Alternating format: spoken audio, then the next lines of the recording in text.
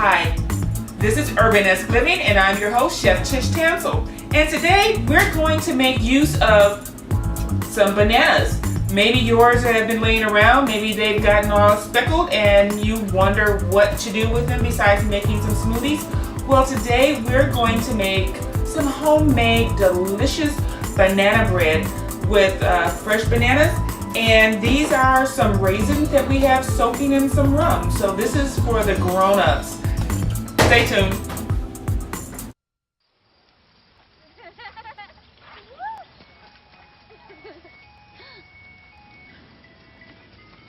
Mom, can we get some ice cream? Please, Mom, please. No, we're having dinner soon. Please.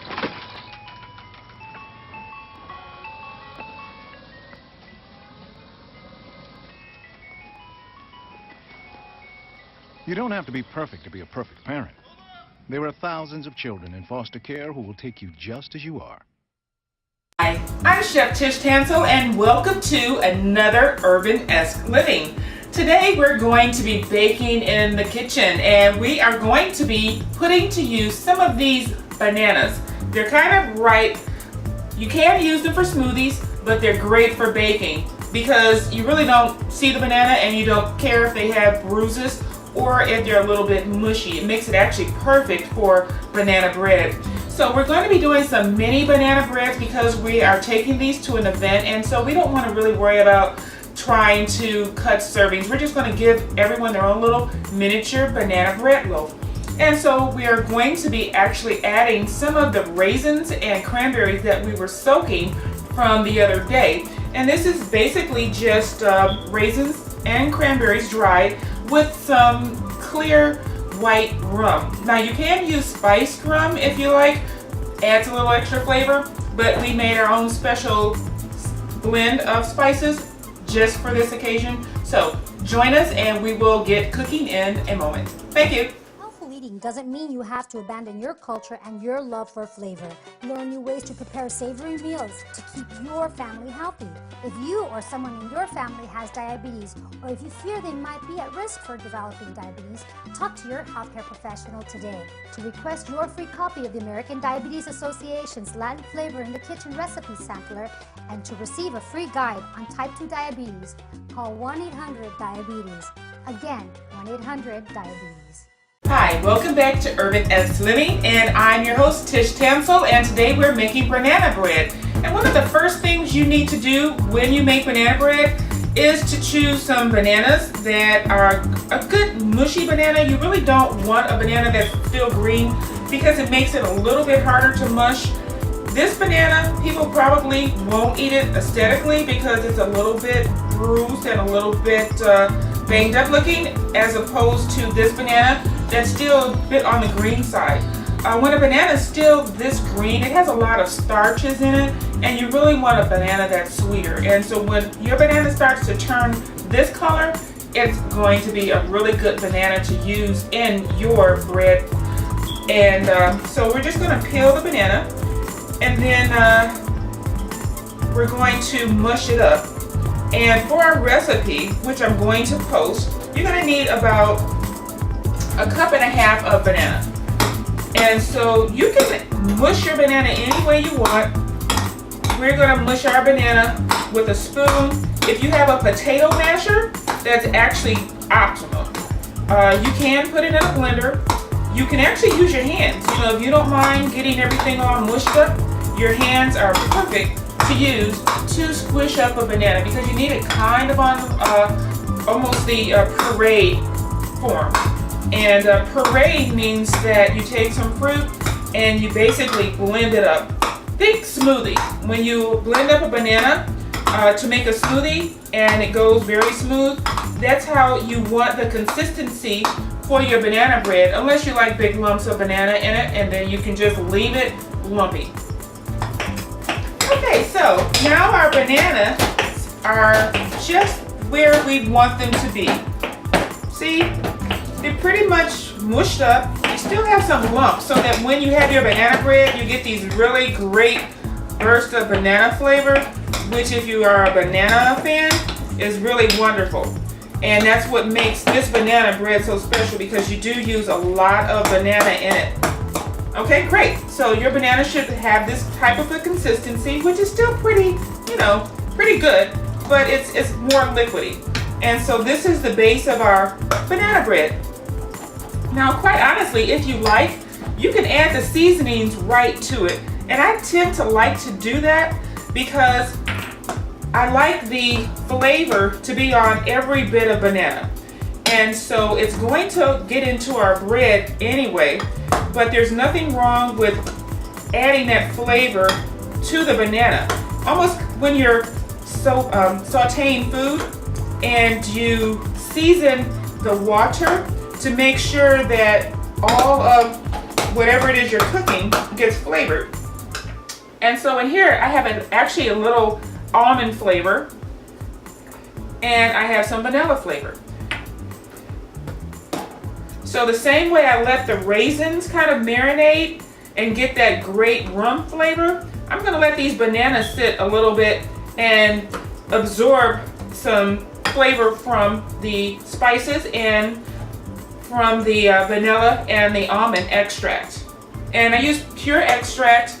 I don't really like to use the extract with the alcohol in it because the flavor is a little bit not as strong.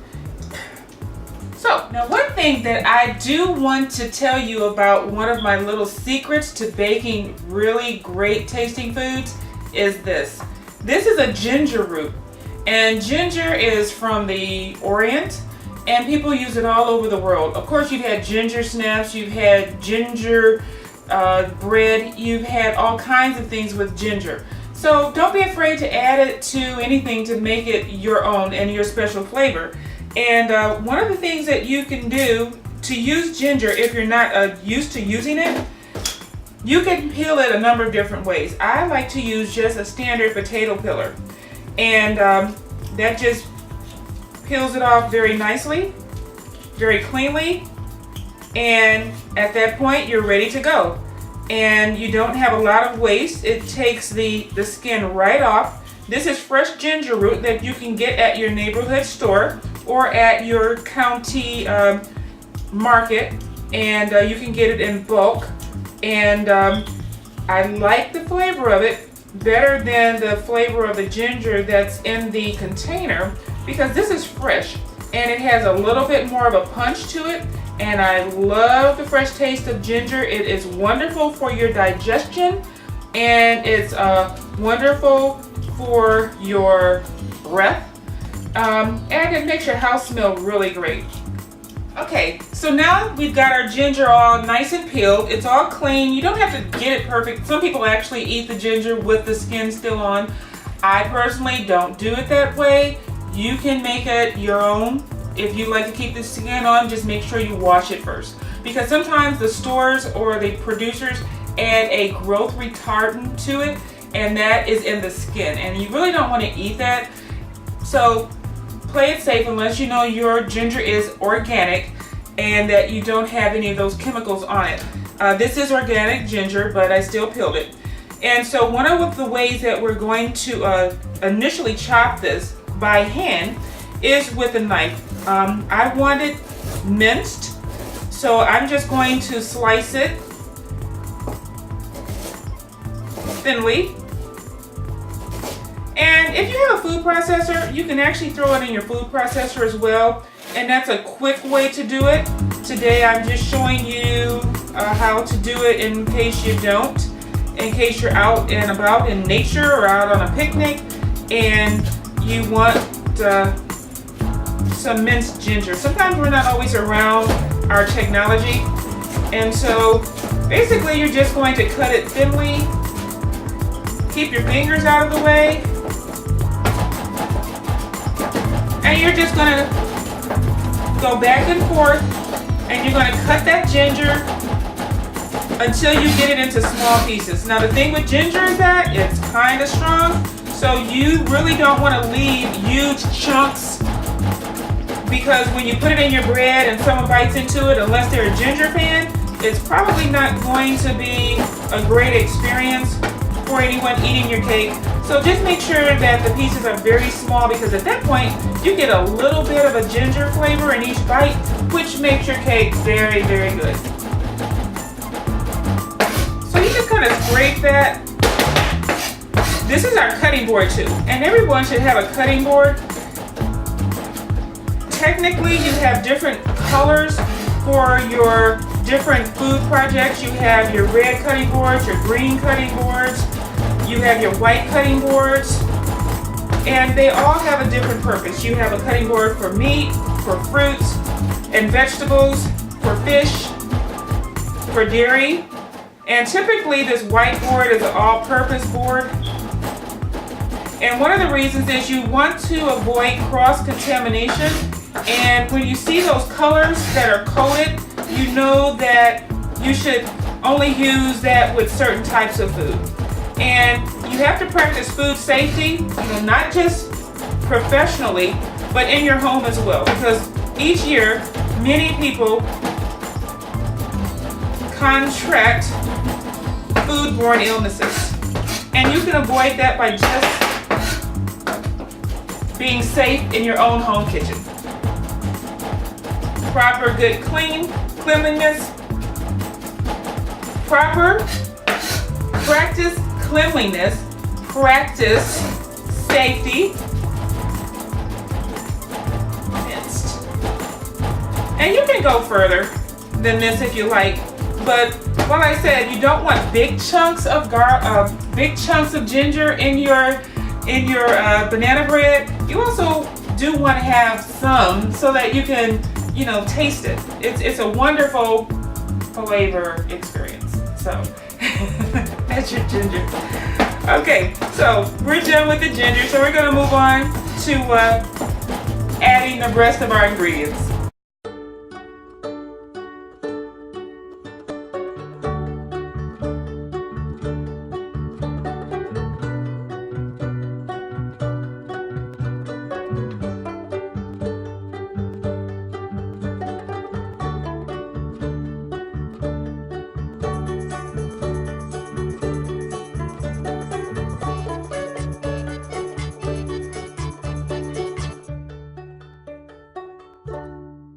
Okay, now we've got all of our ingredients in place, which is actually called mise en place, which means to have your ingredients in place. And so you want to have everything ready to go so that as you mix, you don't have to scramble. And another reason why you want to make sure everything is already in place, in case you don't have something and you have to run to the store and get it. This way you know what you have and what you don't have before you turn this mixer on, because you want to make sure that everything gets mixed according to the correct order so that you have a great product when you're done. So the first thing that this recipe calls for us to do is to whip our sugar and our butter. Now, because we are watching our calories and watching our intake of what we eat, we're not going to be using butter in this recipe. I am going to substitute coconut oil. And coconut oil is fantastic for baking because it gives such a rich flavor. Butter gives a great flavor too, but this is a product that is vegan, and it's also a product that does not increase your cholesterol level. It tastes wonderful, so just on the taste level alone, coconut oil is a great alternative to butter. And you can just use it the same. I actually melted some solid coconut oil and melted it down. Our recipe calls for 1/2 cup, so I melted enough down for 1/2 cup. So I'm going to add this into our bowl.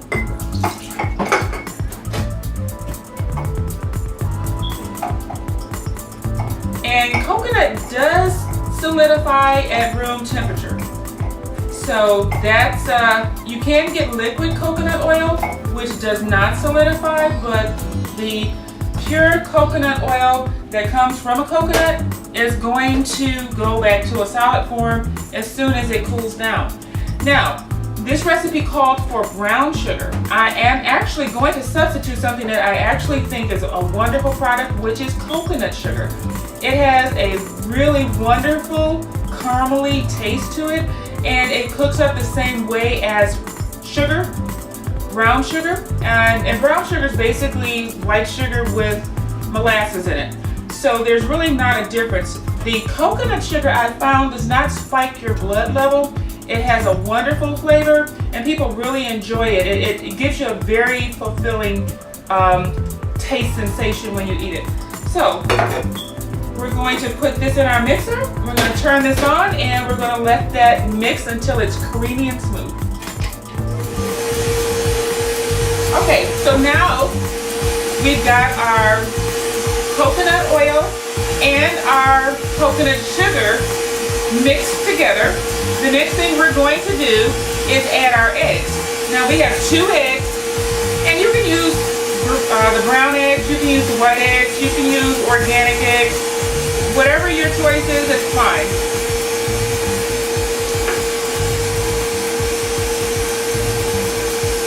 And we're going to let this mix until it's nice and smooth and creamy. Now, while you're baking your bread and you're mixing it, one thing you do have to remember to get a consistent product, you have to remember to scrape your bowl.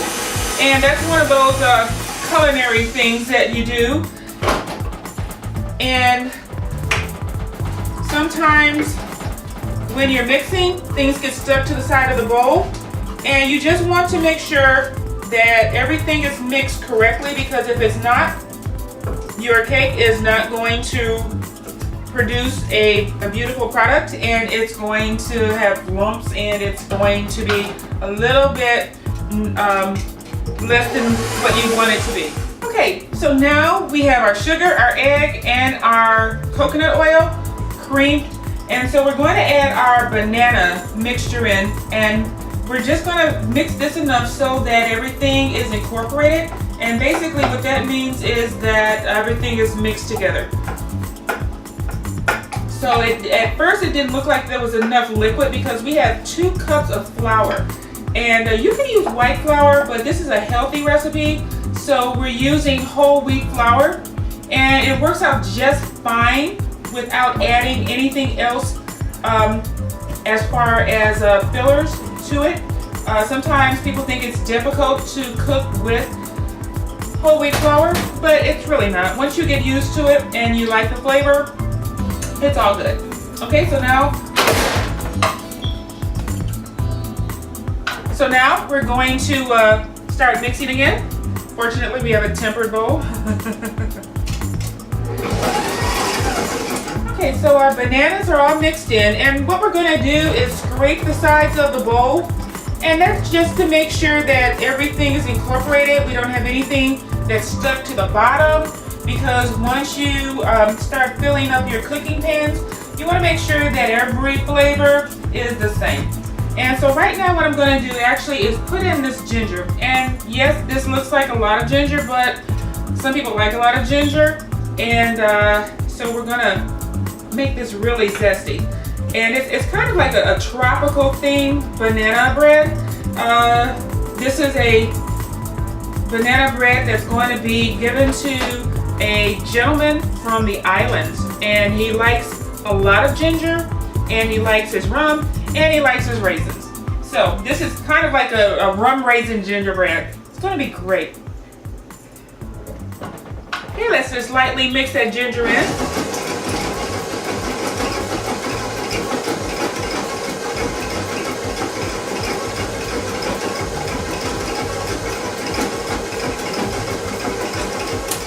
Okay, so the ginger is in, and right now what we're going to do is we're going to add in our flour. Now you really don't need to mix in the flour to beat it to death. Basically what you want to do is just incorporate the flour into the liquid mixture, and you're going to get much better results with that. Don't just turn the mixer on and walk away and leave it for 5-10 minutes. It does not require that much mixing.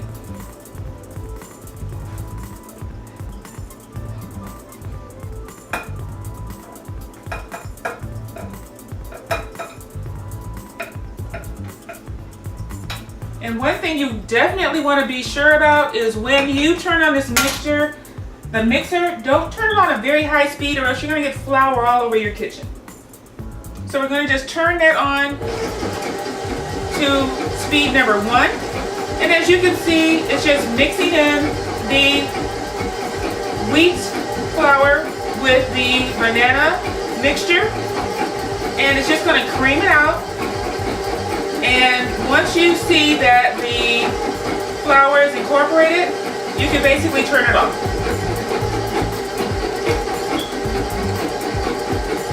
Now I have some nuts that I want to add to this, and I also have some raisins, and I'm just going to fold that in by hand.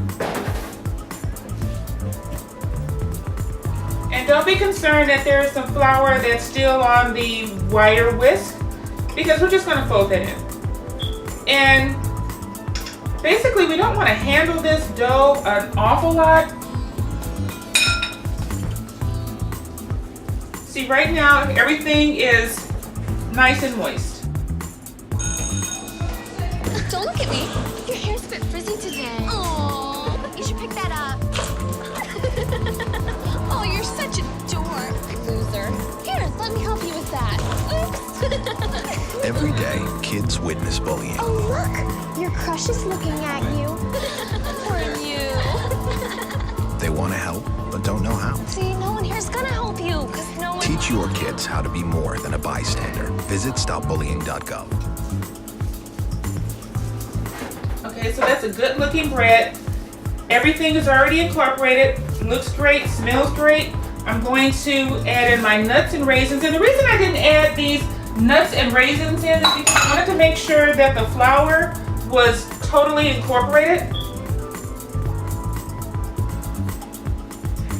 This smells wonderful.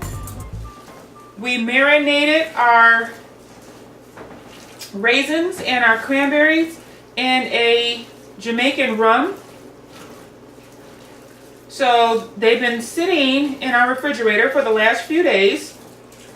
And this bread is going to be wonderful because once it starts to cook, that delicious rum flavor is going to come out. We have our spices, we have our ginger, and we have our pecans and our walnuts. Okay, so now everything is incorporated and it's time to cook. What we're going to do is put everything in individual serving size molds.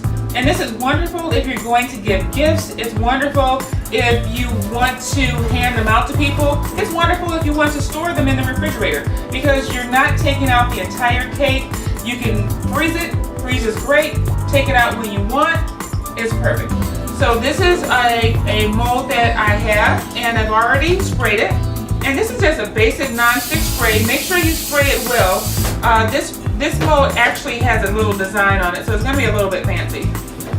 If you don't want to use a mold, you can actually use these little loaf pans. This recipe is great for larger loaf pans. You just have to consider the time factor. If you were to use a full-size loaf pan, this recipe would take almost an hour to bake. But in this size, it's only about a half an hour. So we're going to scoop out our mixture into each one of these. And using these ice cream scoopers is actually a great idea. It's a lot neater. All of your cakes will come out exactly the same because you don't have some that have a little bit more mixture, some that has a little bit less mixture. When you cook them, they will all be cooked exactly the same. So now we're going to start filling each mold.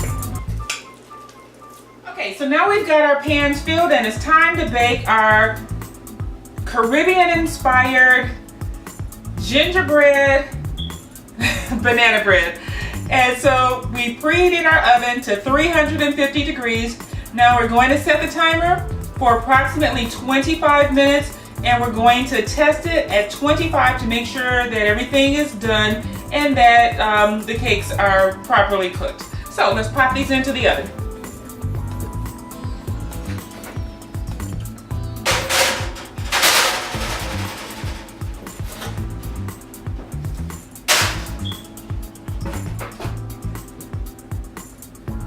Okay, now we'll get this kitchen cleaned up while our cakes bake off. Join us in a few minutes and we'll see how our banana bread turned out. Gaining weight was easy. All I had to do was sit down and eat. Losing weight's a lot harder. I have to work at it every day. But with every step, I lower my risk for type 2 diabetes and heart disease. And that makes every step, every choice, every day very much worth the effort. Learn how you can help stop diabetes by losing weight, eating healthy, and staying active. Visit checkupamerica.org or call 1-800-DIABETES. Hi. Now, our banana bread has been baking a little over a half an hour. I tested it with a toothpick, inserted it in the center to make sure everything was dry, and now our cakes are ready to come out of the oven and cool.